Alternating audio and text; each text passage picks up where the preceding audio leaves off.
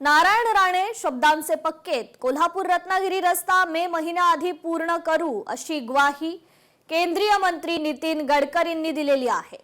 तर या ठिकाणी केंद्रीय मंत्री नितीन गडकरी यांनी नारायण राणे यांचं वाढदिवसानिमित्त कौतुक केलेलं आहे।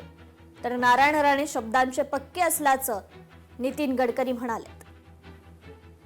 राणे साहेबांच्या समोर ते शब्दाचे पक्के आहेत। या वर्षी मे महिना समाप्त होण्याच्या आधी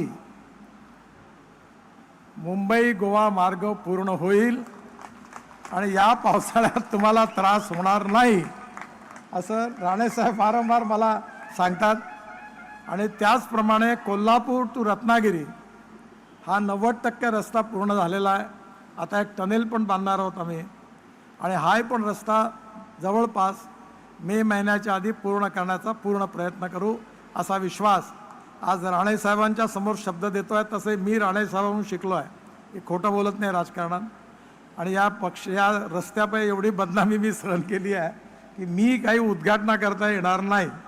मी आत्ताच देवेंद्रजींना सांगितलं की आपण दोघं मिळून गाडीत बसवून एकदा मुंबईवरून निघून गोव्याला जाऊन तिकडनं विमानाने निवडून निघून जाऊ नागपूरला कारण मलाही दुःख आहे याचं की तुम्हाला पुष्कळ दिवस त्रास सहन करावा लागला। तर सभागृहातल्या माझ्या पहिल्या भाषणाचं कौतुक हे नारायण राणेंनीच केलं होतं असं म्हणत मुख्यमंत्री फडणवीसांनी नारायण राणेंची ही आठवण सांगितलेली आहे, कौतुक केलेलं आहे। सभागृहामध्ये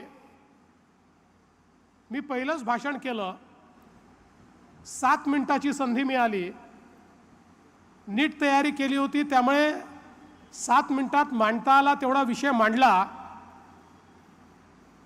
पण ते पहिलंच भाषण झाल्यानंतर एक चिठ्ठी माझ्याकडे आली, त्याच्यात एवढंच लिहिलं होतं, छान बोललास, आणि खाली सही होती नारायण राणे।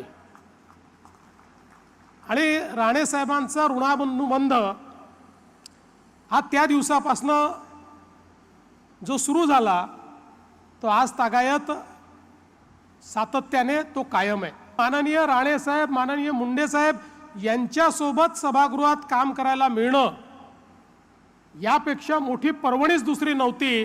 कदाचित माझ्या संपूर्ण संसदीय जे काही यश मला मिळालं त्या यशाचं श्रेय जर कोणाला द्यायचं असेल तर राणे साहेबांसारख्या माझ्या नेत्यांना द्यावं लागेल की ज्यांनी त्यावेळी मार्गदर्शनही केलं आणि प्रोत्साहनही दिलं। लोकशाही मराठी ऐका, पहा, जागरूक रहा।